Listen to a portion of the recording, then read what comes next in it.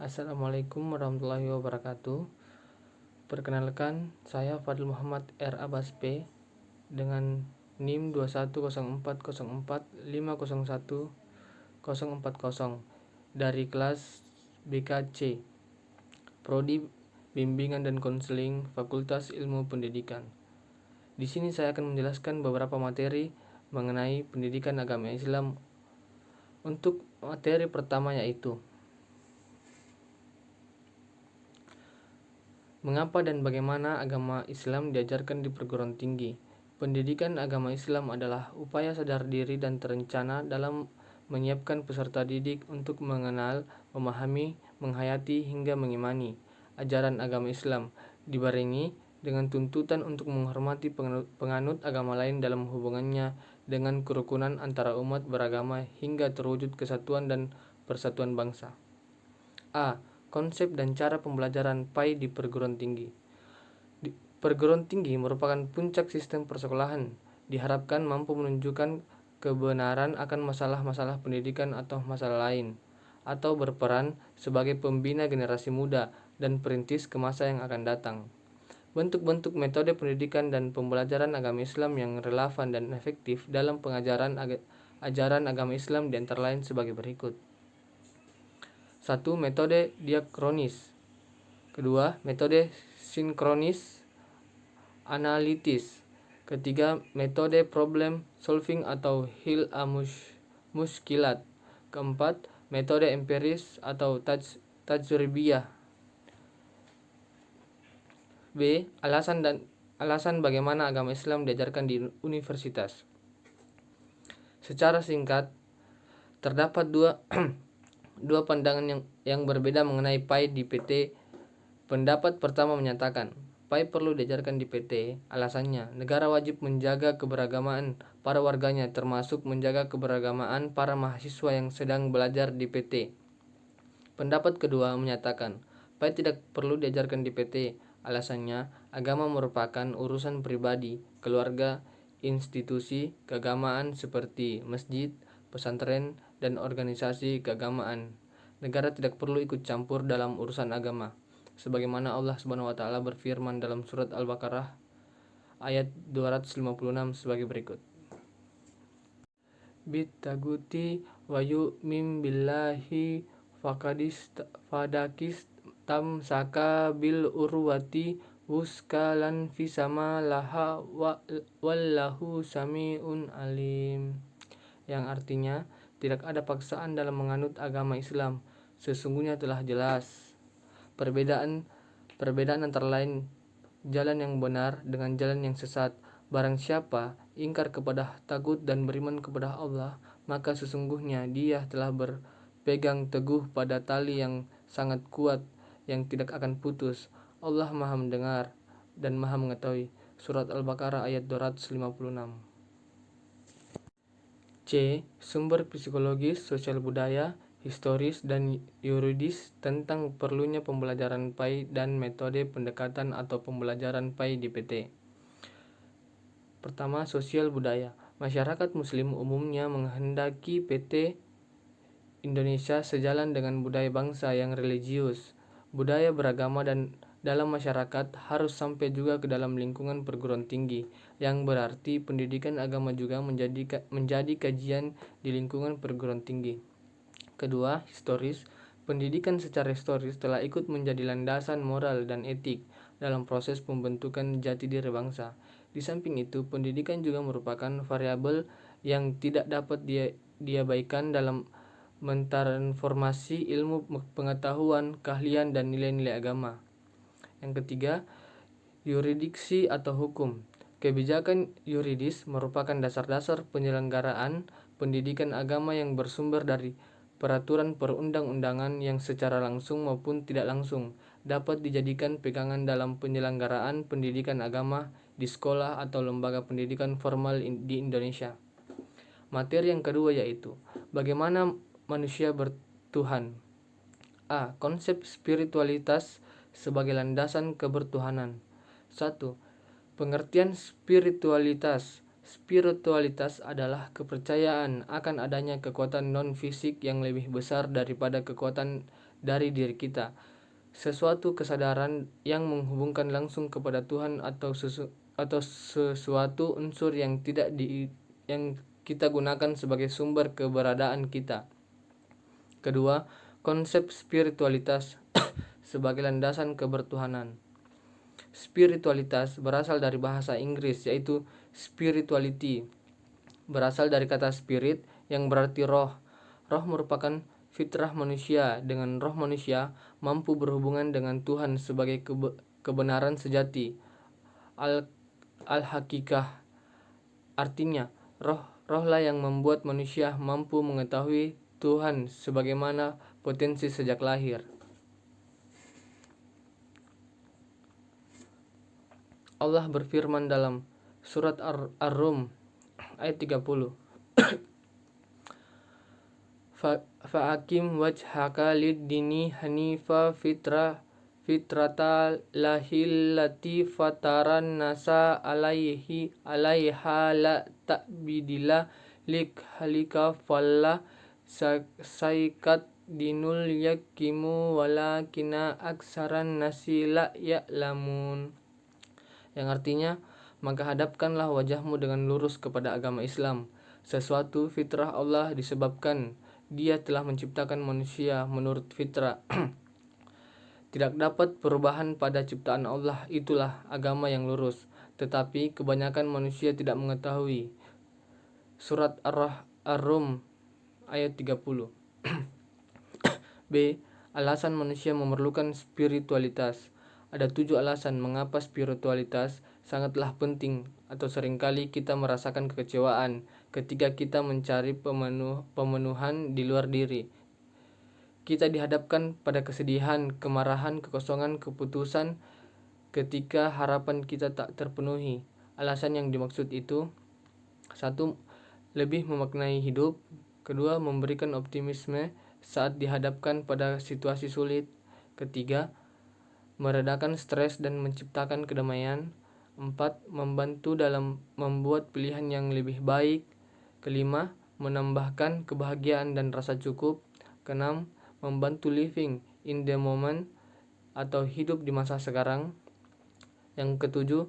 Merasa terhubung. C. Menggali sumber psikologis, sosiologis, filosofis, dan teologis tentang konsep ketuhanan. 1. Perspektif psikologis. Menurut hadis Nabi, orang yang sedang jatuh cinta cenderung selalu mengingat dan menyambut orang yang dicintainya. Kata Nabi, orang juga bisa diperbudak oleh cintanya. Yang kedua, perspektif sosiologis. Sosiologis mempelajari masyarakat umum secara sosiologis, namun dalam hal ilmu sosiologis terdapat cabang ilmu yang mempelajari secara khusus masyarakat beragama yang dikenal sebagai ilmu sosiologis agama.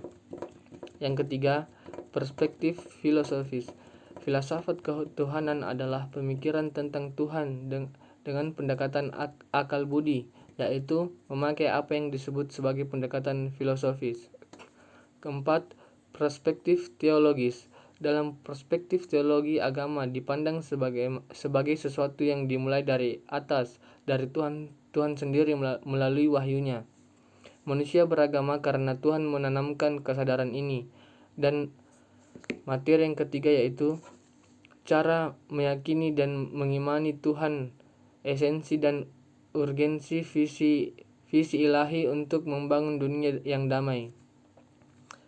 Cara manusia meyakini dan mengimani Tuhan.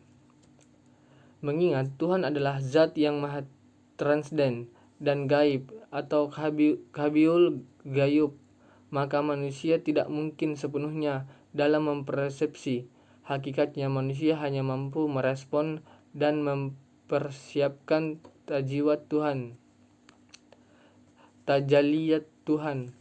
Ada 2 cara beriman kepada Allah Subhanahu wa taala. 1. Bersifat ijmali. Cara beriman kepada Allah Subhanahu wa taala yang bersifat ijmali maksudnya adalah bahwa kita mempercayai Allah Subhanahu wa taala secara umum atau secara garis besar. Kedua, bersifat tafsili. Maksudnya adalah mempercayai Allah secara rinci. Kita diwajibkan percaya dengan sepenuh hati bahwa Allah Subhanahu wa taala memiliki sifat-sifat yang berbeda dengan sifat-sifat makhluknya. Adapun dalil yang membahas mengenai beriman kepada Allah Subhanahu wa taala yaitu Al-Qur'an surat Al-Anbiya ayat 22. Allah Subhanahu wa taala berfirman, "Lau kana fima allatun illahu lafasdata fasubhanallahi rabbil arsyil amma yasifun." Yang artinya, seandainya keduanya di langit dan di bumi ada Tuhan-Tuhan selain Allah, tentu keduanya telah binasa. Maha suci Allah yang memiliki arsy dari apa yang mereka sifatkan. Surat Al-Anbiya ayat 22. B. Esensi dan urgensi visi ilahi untuk membangun dunia yang damai. Dalam perspektif Islam, manusia diciptakan sebagai makhluk yang sempurna. Kesempurnaan manusia ditandai dengan kesiapan untuk berbakti kepada Tuhan karena dalam dirinya telah ditiupkan salah satu tajalli Tuhan, yaitu roh ketika manusia masih menjaga dan memelihara fitrahnya. Itu manusia hidup dekat dengan Tuhan. Dengan kata lain, manusia lebih bisa mendengar dan mengikuti tuntutan hati nurani karena nuansa spiritualitasnya begitu maksimal. Visi ilahi ialah yang saat ini dibutuhkan oleh umat manusia, sehingga setiap tindak tanduk dan sikap perilaku manusia didasari dengan semangat kecintaan kepada Tuhan sebagai manifestasi kebenaran universal dan dian serta pelayanan kepada sesama pencipta Tuhan. Materi keempat adalah bagaimana menjamin kebahagiaan. A. Konsep dan karakteristik agama sebagai jalan menuju Tuhan dan kebahagiaan. Agama adalah landasan fundamen, sedangkan jabatan atau kedudukan adalah penjaganya. Barang siapa yang tidak memiliki pondasi maka akan roboh. Sebaliknya, barang siapa yang tidak mempunyai penjaga maka akan kehilangan. Allah Subhanahu wa taala telah berfirman, "Fahazzamum bi illaha wa qala Dawuddu jaluta wa alla attahu lahal mulka wa hikmata wa allahu mimma yasya walaula dafullahin nasa ba'dum bidadil lafasdati ardu wala kanal lahazu fidin allalamin." Yang artinya, maka mereka mengalahkan dengan izin Allah, dan Daud membutuh Jalut. Kemudian Allah memberikan Daud kerajaan dan hikmah dan mengajarinya apa yang dia kehendaki. Dan kalau Allah tidak melindungi sebagai manusia dengan sebagai yang lain, niscaya rusaklah bumi ini. Tetapi Allah mempunyai karunia yang dilimpahkannya atas seluruh alam. Surat Al-Baqarah ayat 251. B. Alasan mengapa manusia harus beragama dan bagaimana agama dapat membahagiakan umat manusia. Kunci beragama berada pada fitrah manusia. Fitrah itu sesuai yang melekat dalam diri manusia dan telah menjadi karakter atau tabiat manusia. Kata fitrah secara kebahasaan memang asal maknanya adalah suci.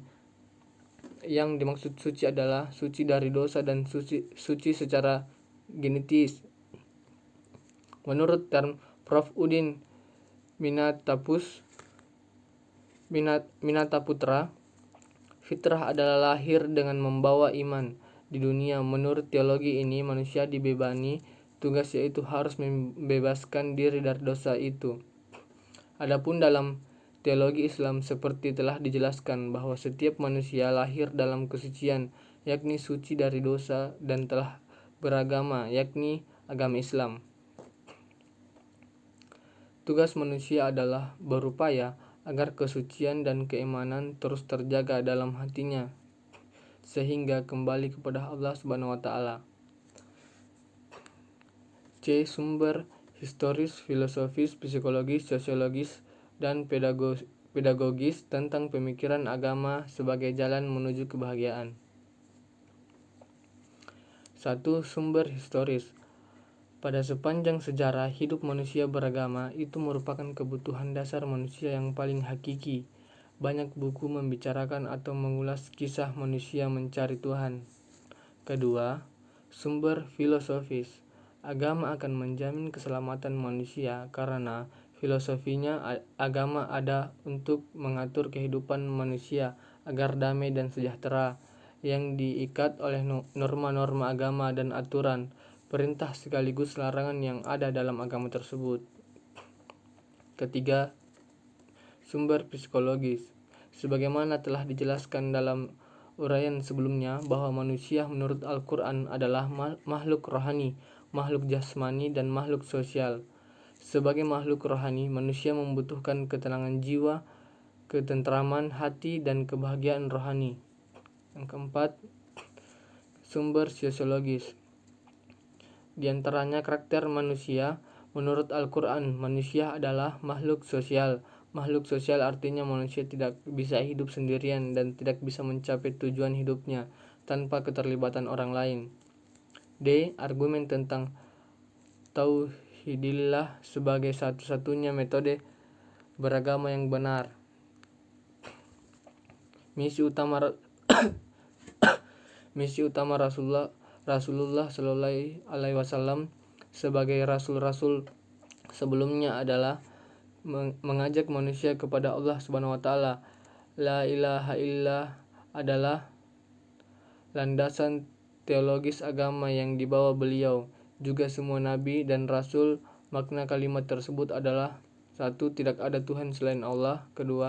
Tidak ada yang berhendak disembah selain Allah Subhanahu wa taala. 3. Tidak ada yang harus ditakuti kecuali Allah Subhanahu wa taala. 4. Tidak ada yang harus diminta ridhonya kecuali Allah Subhanahu wa taala.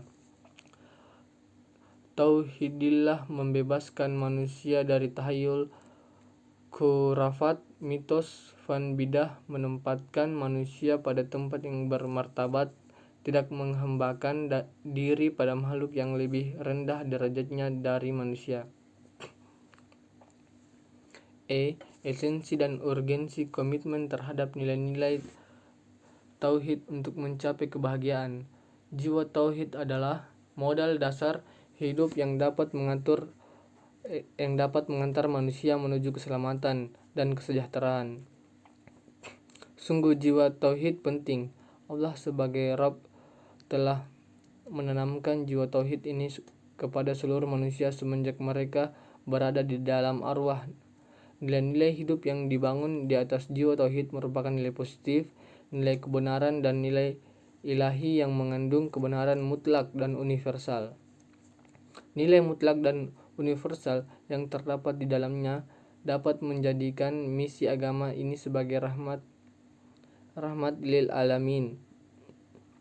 Agama yang membawa kedamaian, keselamatan, kesejahteraan, dan kebahagiaan umat manusia lahir dan batin, baik dan materi. Yang kelima yaitu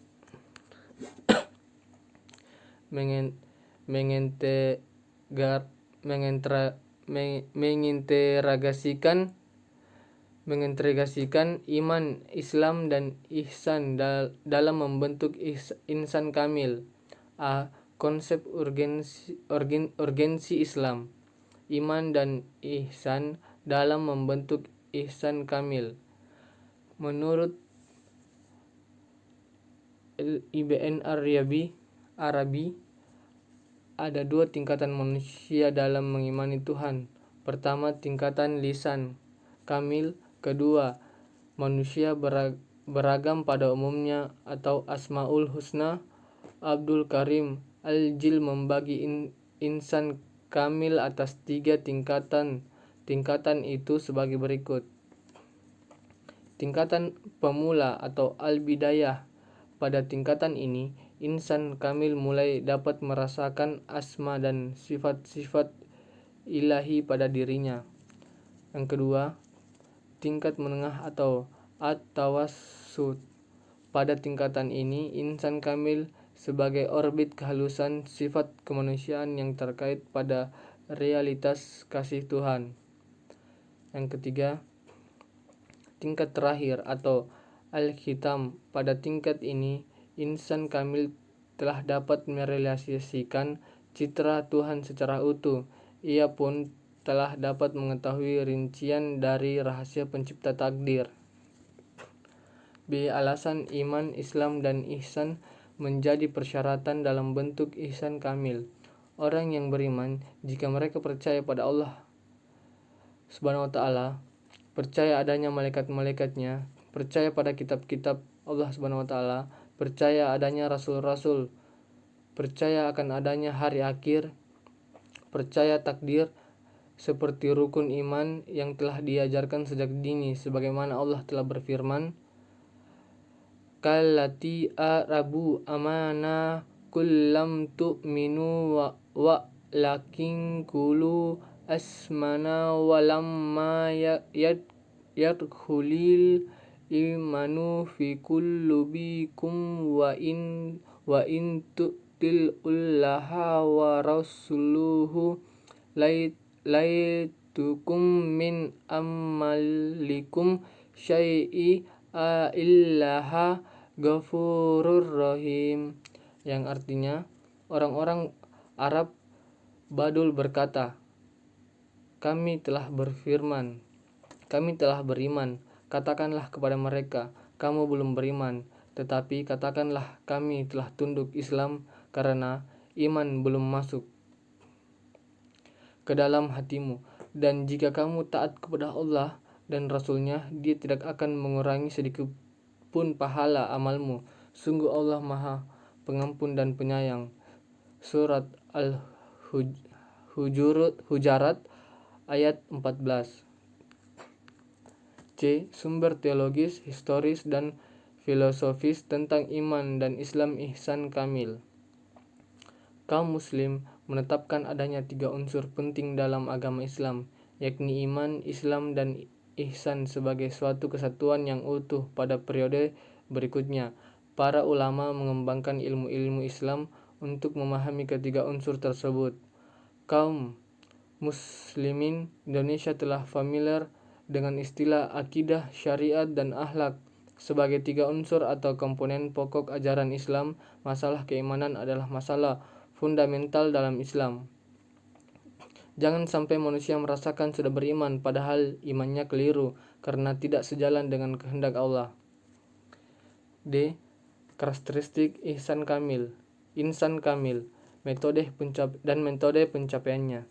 Membangun karakteristik insan kamil dengan cara kita harus dapat menundukkan nafsu dan syahwat hingga mencapai tangga nafsu mutmainnah.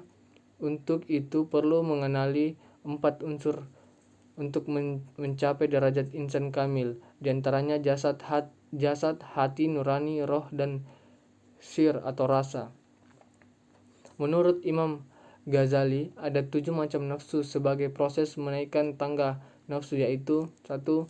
Nafsu amarah, yaitu nafsu yang bertindak jelek baik terhadap Allah Subhanahu wa ta'ala maupun sesama manusia. Yang kedua, nafsu lawwamah, yaitu nafsu yang mengerti atas ketidakan baik dan buruk, tetapi terkadang masih berbuat buruk, dan terkadang berbuat baik tetapi berbuat hal buruk kembali. Yang ketiga, nafsu mulhammah, yaitu nafsu yang mulai takut dengan Allah bila melakukan sesuatu yang buruk. Keempat, nafsu mutmainnah, yaitu nafsu yang memberikan ketenangan dalam jiwa jika melakukan amalan kebajikan. Kelima, nafsu radiyah, yaitu nafsu yang menganggap makruh itu haram dan sunnah adalah diwajibkan dan sudah tidak menghiraukan duniawi. Yang keenam, nafsu mardiyah, yaitu nafsu yang sudah sangat mencintai Allah Subhanahu wa taala dan melaksanakan sunnah dan tidak melakukan dosa walau sekecil jarum. 7. Nafsu kamilah, yaitu nafsu yang sempurna, tingkatan nabi dan rasulnya. Metode insan kamil caranya yaitu A. Memulai solat jika Tuhan yang akan disembah itu sudah dapat dihadirkan dalam hati sehingga ia menyembah Tuhan yang benar-benar Tuhan. B. Berniat solat karena Allah. C. Selalu menjalankan solat dan keadaan hatinya yang hanya mengingat Allah. D. Solat yang telah didirikan itu dapat mencegah perbuatan keji dan mungkar. Adapun materi keenam yaitu bagaimana membangun Qur'ani. Bagaimana membangun paradigma Qur'ani? A. Menelusuri konsep dan karakteristik paradigma Qur'ani untuk menghadapi kehidupan modern. Semua orang menyatakan bahwa ada suatu keyakinan dalam hati. Orang-orang berfirman, Al-Quran mengandung gagasan yang sempurna mengenai kehidupan. Al-Quran mengandung suatu gagasan murni yang bersifat metahistoris. Menurut Kontowijoyo pada tahun 2008, Al-Quran sesungguhnya menyediakan kemungkinan yang sangat besar untuk dijadikan cara berpikir pengembangan eksperimen ilmu pengetahuan berdasarkan paradigma Al-Quran. Jelas akan memperkaya khazanah ilmu pengetahuan umat manusia. B. Menanyakan alasan mengapa paradigma Qurani sangat penting bagi kehidupan modern.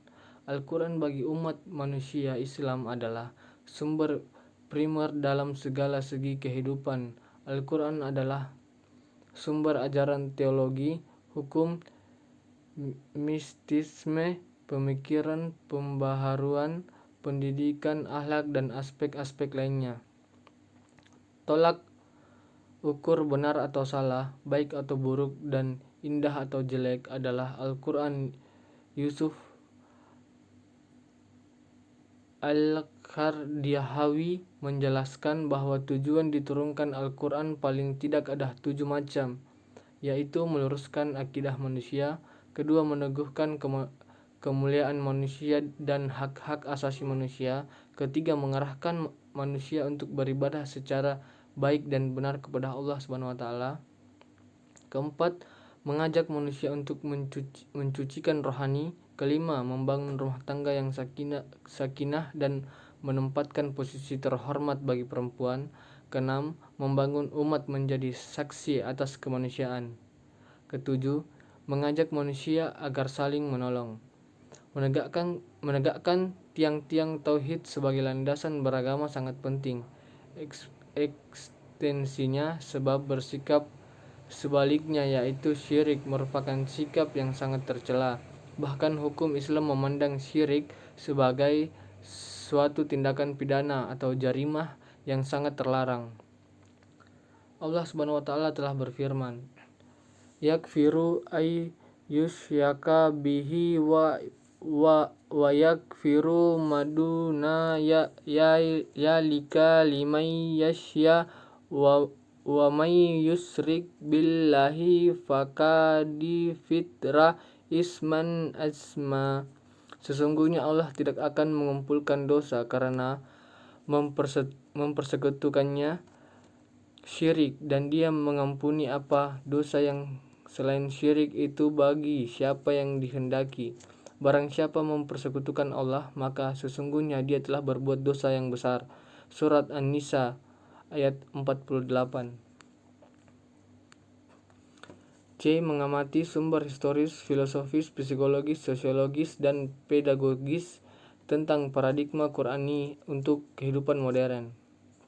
Untuk mengenali sumber historis, filosofis, psikologis, sosiologis, dan pedagogis tentang paradigma Qur'ani yang membawa kemajuan dan modern pada zaman silam, Anda dapat mempelajari cara-cara untuk mencapai kemajuan pada zaman keemasan Islam dan mempelajari peran Al-Quran dalam mewujudkan kemajuan itu. Dalam sejarah peradaban Islam, ada suatu masa yang disebut masa keemasan Islam. Dan materi yang terakhir yaitu membangun paradigma Qurani. Membangun argumen tentang paradigma Qurani sebagai satu-satunya model untuk menghadapi kehidupan modern.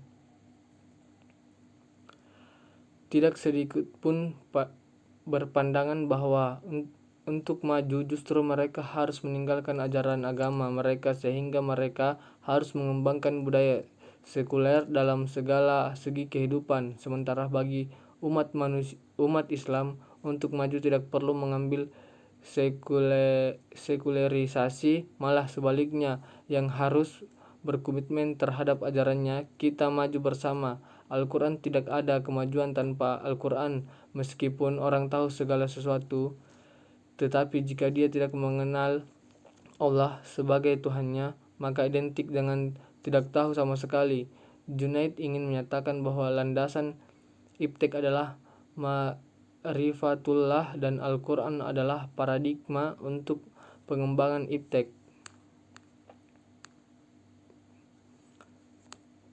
Allah Subhanahu wa taala telah berfirman, Ya ayyuhallazi amanu at'ullaha wa at'ur rasulah wa ulil amri minkum fa innazatum fi syai'in farradu illahi wa rasul in kuntum tu'minuna billahi wa yu'mil akhir zalika khairu was ashanu ta'wila, yang artinya, wahai orang-orang yang beriman, taatilah Allah dan taatilah Rasul dan ulil amri atau pemegang kekuasaan di antara kamu. Kemudian, jika berbeda pendapat tentang sesuatu, maka kembalikanlah kepada Al-Quran dan Rasul, sunnahnya. Jika kamu beriman kepada Allah dan hari kemudian, yang demikian itu lebih utama bagimu dan lebih baik akibatnya. Surat An-Nisa ayat 59. B. Mendeskripsikan esensi dan urgensi paradigma Qurani dalam menghadapi kehidupan modern. Ciri-ciri kehidupan modern adalah adanya pembangunan yang berhasil membawa kemajuan, kemakmuran, dan pemeratan. Pembangunan yang berkesinambungan yang berimplikasi terhadap perubahan pola hidup masyarakat ke arah kemajuan dan kesejahteraan itu merupakan bagian dan indikator kehidupan modern.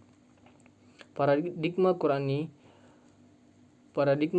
dalam pengembangan iptek misalnya jelaskan akan kemungkinan munculnya ilmu-ilmu alternatif yang khas yang tentu saja tidak sekularistik. Paradigma Qurani dalam pengembangan budaya juga akan melahirkan budaya masyarakat yang Islam yang tidak sekuler dalam proses hasil dan akualitasinya. Pengembangan ekonomi yang berlandaskan paradigma Qurani jelas akan melahirkan konsep-konsep kegiatan ekonomi yang bebas bunga dan spekulasi yang merugikan. Berikut Al-Faruqi menyebutkan bahwa langkah-langkah kerja yang harus ditempuh adalah sebagai berikut. Pertama, menguasai disiplin ilmu modern. Kedua, menguasai warisan khazanah Islam. Ketiga, membangun relevansi yang Islam bagi setiap bidang kajian atau wilayah penelitian.